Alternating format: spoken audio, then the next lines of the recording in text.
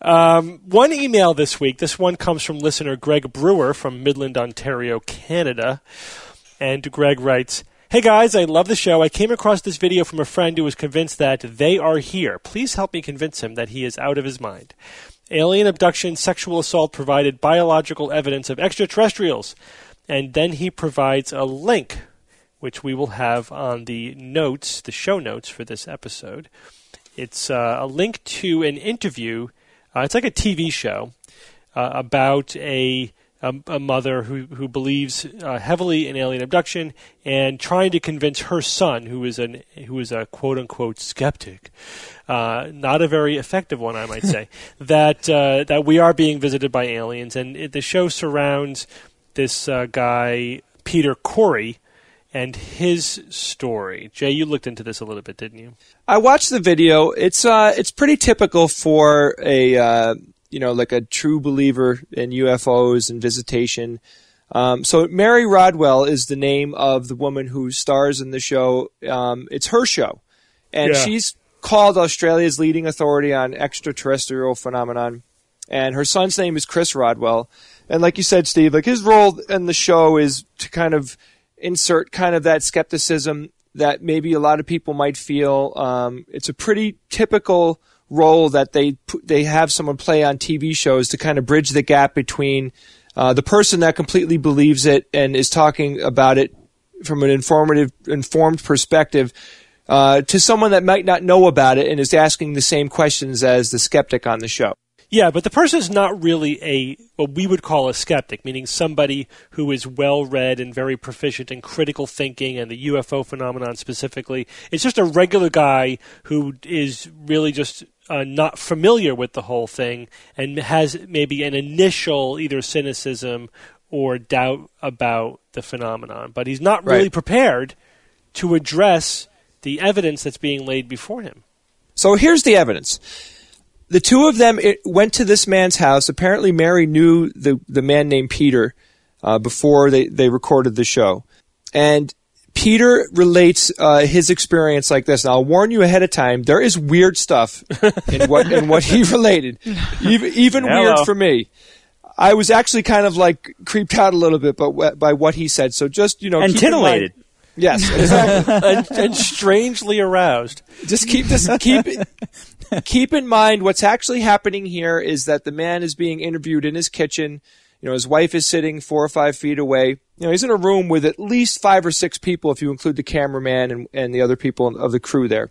So here we go. In 1992 at 7:15 a.m., Peter claimed that he felt something the size of a cat jump onto his bed. So he woke up, he sits up, and there is a 9-foot-tall blonde female straddling him, like facing him and straddling him on the bed. And there's also another woman sitting on the corner of the bed. So he's got 2 9-foot-tall, blonde, pale-skinned women. 9 or 7 feet tall? I thought it was 7. I thought I heard him say 9, but I could be wrong. He could say 7. But it doesn't really matter.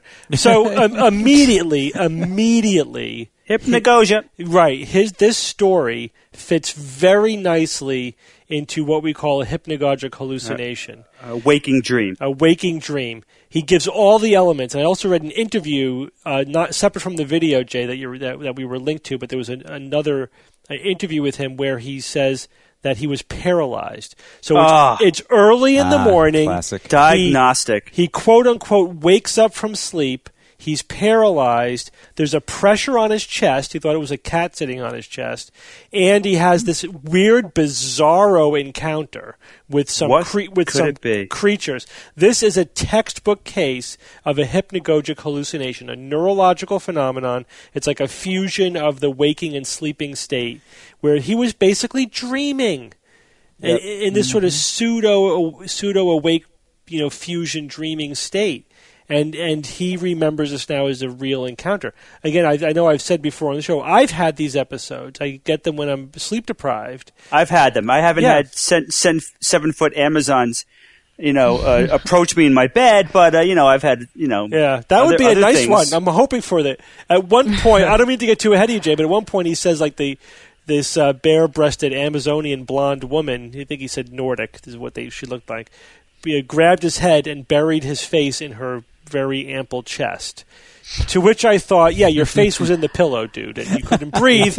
And so you imagined the pillow being this woman's very large breasts. That's at least a reasonable hypothesis. So he goes on to say that the woman, one of the women, is straddling him. She has pale skin, large eyes, and very well proportioned. He continues to go on and say that she pulled him towards her breast and pushed him into her. Okay, so she's really pulling him in tight. And then he continues to explain that at that point, he bit her on the breast and believes that... Bit rude. Yeah. That, he didn't know what else to do. Kinky. Wait, that's not even the creepy part, okay? He thinks that a piece of her nipple came off and went into the back of his throat. Okay. Right? Now listen, I haven't even started yet, Evan. I hate when that happens. Then he says that he tasted a chemical reaction, like a very strong chemical reaction happened in the back of his throat. So he begins to cough from his reaction. Now he says, he goes on to explain to them that he had a very painful erection for 6 hours afterwards. And then he said, Priapism. Upon examination of his foreskin, he found 2 hairs that were embedded into his skin, and he described it. I'm sorry. This is the person sent this in. I watched the video. I'm just reporting on what I heard in the video. Okay. TMI. He said that the hairs that he found were embedded in his skin, as if you pressed your fingernail into your skin and it left an impression, like it was sunk in a little bit, just under the surface, right? So he removes the hair from his skin, and he said that it was incredibly painful to do this as well. But now what we have, according to Peter, is a sample of alien biology. We have their hair. So he has the hair tested. And he finds out, now he had a piece of paper that he's reading off of, and they actually show it on the video briefly, for 4 or 5 seconds. So he's reading off of this report that he got back from some lab. We didn't name the lab or anything. They found out that the hair came from someone who was biologically close to normal human genetics, but they had an unusual racial type, a rare Chinese Mongoloid that is one of the rarest human lineages known that lies further from the human mainstream. There was a strange anomaly with the hair being that it was blonde or clear instead of black that would be expected from Asian-type mitochondrial DNA. And the analyses concluded that the most likely donor was from a light-colored, tall, blonde female, which agreed with the description that he gave. Which is crap, but basically, so, but you step back a little bit. You see, so the huge evidence for an alien encounter is human DNA. Is human DNA, right? I don't care how bizarre the human DNA is or how rare. It's irrelevant. It's human DNA, and let's also get this clear. It's mitochondrial DNA because that's what you get from the shaft of the hair. So that's what they analyzed, mitochondrial DNA. So that's a human. First of all, aliens wouldn't necessarily have DNA. They wouldn't have anything resembling human mitochondrial DNA, and it was human DNA. It's ridiculous. Yeah, and Steve, that's evidence for an alien. Aliens wouldn't have breasts. Well, there's that too. But also think about it this way, guys. This guy's wife has dark hair. He gets found with blonde hair on the shaft of his penis. Oh, God, I thought of this, too. And he has this elaborate story about an alien. Why was she looking there? I'm just saying, you got to consider. Yeah, they're married, right? This is like the best excuse ever for why you got found. There you go. And Steve, I felt the same Depends way. on who you're married to.